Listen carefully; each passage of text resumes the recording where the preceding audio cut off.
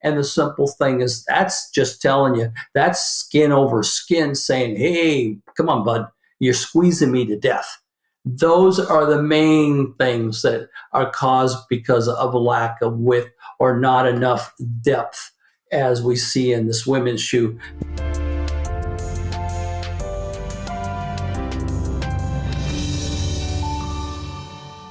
Hello and welcome to the Feel the Difference podcast. I am your host, Ryan Perry, and as usual, I have Ron Heinlein, the founder and CEO of DT Footwear. Welcome, Ron. Thank you. I'm glad to be here. It's always my pleasure to talk to people that I hope we can help.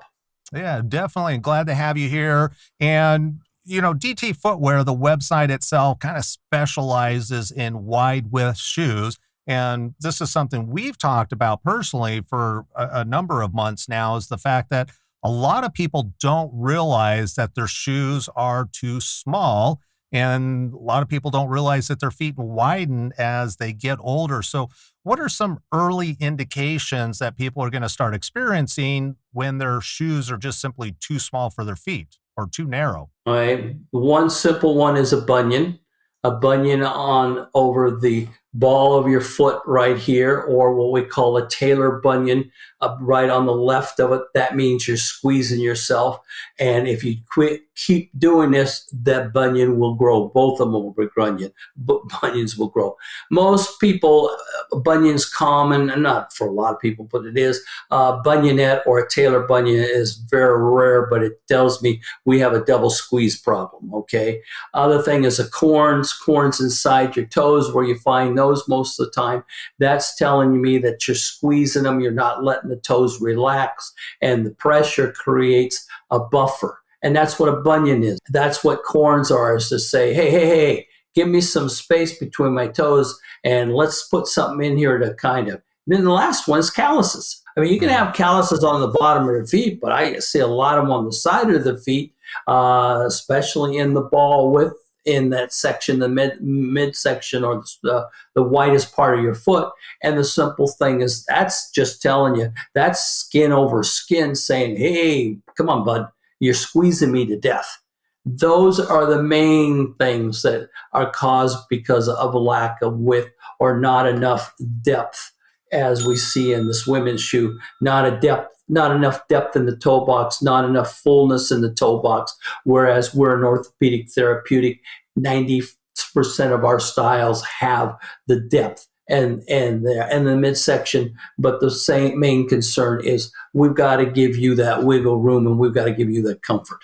And again, we can cure calluses, we can cure corns, we can't cure bunions, we can't cure bunionettes, but those we can prevent not to grow, because calluses will continue if you don't offload that section, and corns will never leave you if you don't.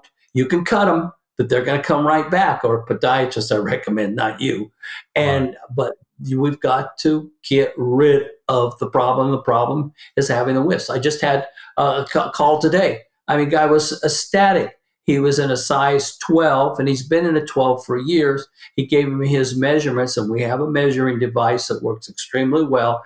You just scroll yourself down on the homepage 3/4 of the way, and you'll see proper sizing technique. I want you to click on the red above it where it says more information. That will have a video explaining to you how to measure your foot with a soft tape measure, and that's width, ball width, and you have edema, swelling, or bunions. Make sure we get that measurements correct, and then in turn fill out the chart down below and just fill that out, click it, and it comes right to us. Well, he did that, but he called me, no problem, and he read me the measurements, and if I remember right, it was 11 and a half, and that's equivalent to about a 10 and a half in length. And I said to him, Jim, I think was his name, but I've been wearing 12s all these years. The stores don't have enough width for me, and they bring me up. I said, well, that's great. The only thing that's killing you is that we're taking the widest part of your foot and we're putting you down in the narrower part of the shoe up here. You should be down here, down where the widest part of the foot. The longer we fit you in the narrower part of the foot, and that creates all the air. You know, he said, you in 30 some years, the first one that has ever told me that, and the first one, well, again, they have to go by, if they only have 2E or 4E is the widest they got, that's all they can work with, and they just got to bump you up. We'll go up to a 14E width.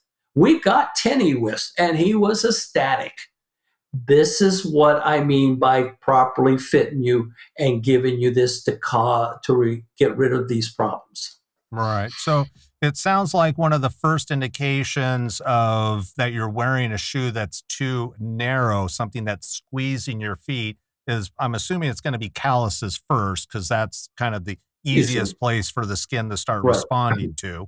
Right. And then if you start getting into corns or bunions, that is a more severe situation where it's kind of sounds like your foot's telling you, hey, you didn't listen to me when I started getting the calluses on the side of my feet. What's kind of like worst case scenario of what could happen with somebody if they choose not to go to a wider shoe? I think of women in high heels and, their fancy pointed toe shoes. Right. This is what caused a lot of problems. I was in the fashion world for years and developed shoes that caused a lot of bunions and hammer toes to women because it was a short-lasted shoe, and it was what they call a Brazilian last. And it caused, and I've done lectures on this for years and years when I was in my medical business that dealt with shoes. And I said, thank the good Lord. And I was talking to primary doctors, wound care specialists, physical therapists, DPMs, and so on, that most of them really didn't have much knowledge of footwear, especially footwear. And I said, thank the good Lord, I only worked with women, because the men would probably beat the you-know-what out of me because I caused the bunions and hammer toes in their foot. So fortunately, it was women. But the thing is that if you find redness, again, this is the ball of your foot. This is your first phalange. That's your biggest toe. Right there is where the joint is. You start seeing redness there, or you start seeing redness on the other side of your foot, that's an indication. And if it continues, it keeps growing and calcium builds up there and so on. Corns, they're not that hard to obtain, and you feel irritation in here, and you look and you see it, and you see a corn forming. Those are all indications. You're right. Calluses do start. They're the easiest one to indicate, so on. So those are all the things. And again, you need to make sure you know your size, because question I have a lot of people is, when's the last time you measured your foot? When's the last time? And I get answers 30 years, 40 years, and everything from that aspect. And I go, hey, you got to measure, but you don't have a Braddock, you don't have a Ritz stick at home. Why don't you use a soft tape measure? Because we use that for 30 some years with all our specialists coast to coast, and it worked great. And we have a chart and I don't put the chart on the website because it's too confusing. But we know how to read it, and you send it to us, and I got 3 of them today, and they go right back. And I'm not shy of telling you what size you are. So those are things, but the indication is up to you. And pointed toes in women, and 5-inch heels caused more pitch, more stress on the metatarsal area, and that caused a lot of problems. And we see some gnarly situations. Yeah. Perfect. All right. And for people that are interested, on the website, dtfootwear.com, on the menu section itself, it's broken up into men's and women's shoes. And there's actually a section in there that shows all the different widths of shoes. So, it's one of those things. Highly recommend checking out how to properly size your foot. Fill that form out if you want to, send it in, or give Ron a call if you'd like to. And find out, you may have been wearing a 2E as an example, and simply because you've aged and your foot naturally widens, it may be time to go to a 4E or even wider. And Ron, you're kind of known as the wide foot. I forget, is it the wide foot king or the wide king? The wide foot king. Wide foot king is what we had when we first started this 7 years ago. And we started because with the medical business, we had more nurses coming to us and, oh my God, the shoes and these inserts you're providing our patients, how in the world do we get that? And we were in some of the finest medical companies coast to coast. And that's how I got started. And I said, well, I don't want to charge you the prices that then we were doing it through all Medicare. We can't do it through the website Medicare or PPOs or HMLs because you got to fit them personally. And everybody understands that. But that's how it all started. And I said, my prices, because a pair of shoes and inserts through the Medicare program is almost $400. Right. And we're giving away 3 sets of these inserts, $128 shoe and 3 sets, and the inserts are $80 each. So take your math and understand it's $240 free gift that we're giving to you.